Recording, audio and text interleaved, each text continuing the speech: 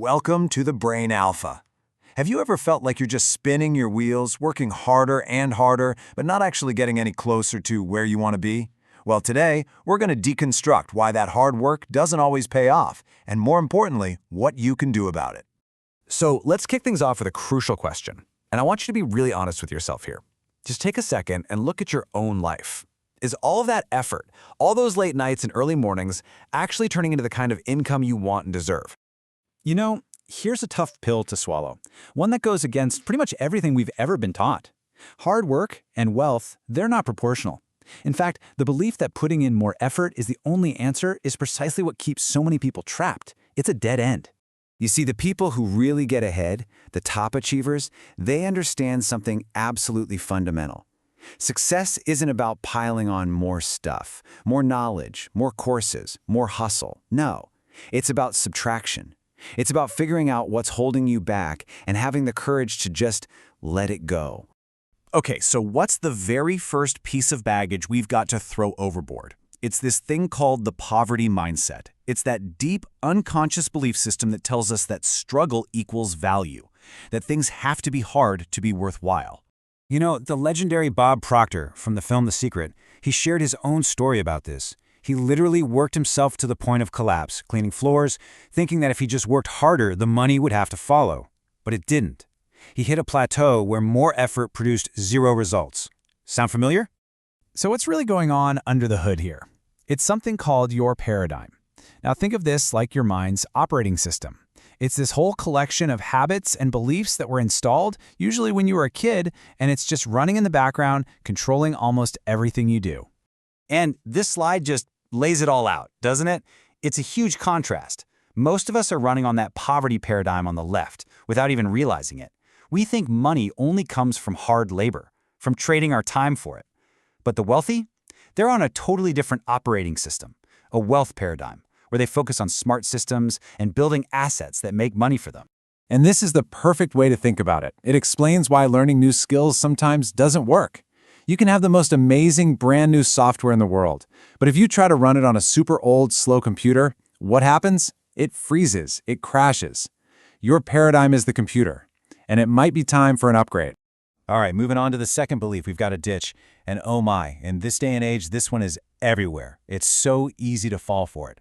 I'm talking about the free information trap. Come on, let's be real for a second. How many free guides, ebooks, and video courses have you downloaded? You told yourself, oh yeah, I'll definitely get to this later. And now they're just sitting there, collecting digital dust. We are literally drowning in information, but is it actually helping you? Here's a simple and kind of brutal psychological truth. We just don't value what we don't pay for. When something is free, there's no skin in the game. That little sting of actually investing in something, that's what creates the commitment we need to actually follow through and take action. Bob Proctor had the best analogy for this. He said trying to get ahead using just bits and pieces of free information is like trying to swim to Hawaii. You might be a great swimmer, but you're going to get tired, you're going to get lost, and you're not going to make it. But paying for a proven system from somebody who's already there, that's buying the plane ticket. It's faster, it's safer, and it actually gets you where you want to go. The third thing we need to throw right in the trash might be a bit of a shocker, especially if you're into self-help, is the constant, draining search for motivation. I mean, just listen to Patrick Bet-David. This is a guy who came to the US as a refugee and went on to build a financial empire, and he totally busts this myth. He says you don't need to be some kind of genius with this epic, world-changing passion to be a top performer. You really don't. So what's the alternative? Well, it's right here. On one side, you have motivation. It's unstable, it's emotional, it's fleeting, it comes and goes. On the other side, you have a method. And a method is reliable, it's systematic, and it's proven. Real success is built on a solid method, not a flighty emotion. Seriously, think about it. Motivation is just like the weather. It changes all the time. You wouldn't build a house based on a prediction that it's going to be sunny tomorrow, right? So why in the world would you build your entire future on something as unpredictable as how you feel when you wake up in the morning? And that brings us to our fourth and final belief to discard. And this one might be the most tempting and dangerous one of them all. The feeling that you're safe right where you are. You've probably heard the boiling frog analogy, right? If you drop a frog in boiling water, it jumps out.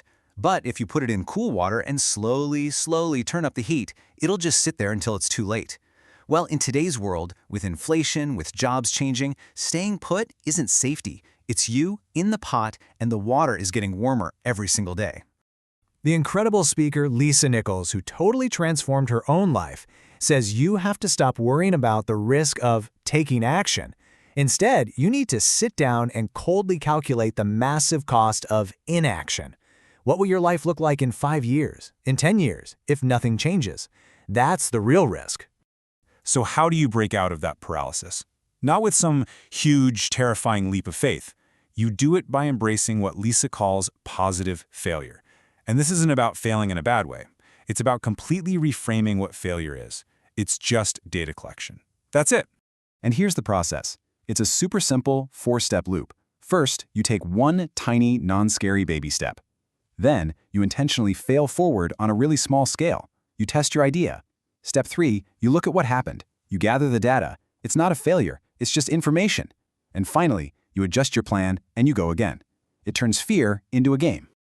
So let's wrap this all up. The huge takeaway here is that massive breakthroughs in your life won't come from what you add, but from what you're willing to finally get rid of. So you've got to throw out that poverty mindset, escape the free information trap, stop waiting for motivation, and shatter that false sense of comfort. And that brings us to the most important question of all. This isn't just about listening to ideas, it's about taking action. So look at these 4 beliefs again. Which one is holding you back the most? What is the one thing you are going to commit to discarding, starting right now? Thank you for watching. If you enjoyed this, please subscribe to the channel, give us a thumbs up, and help us build the hype. See you in the next video. Bye-bye.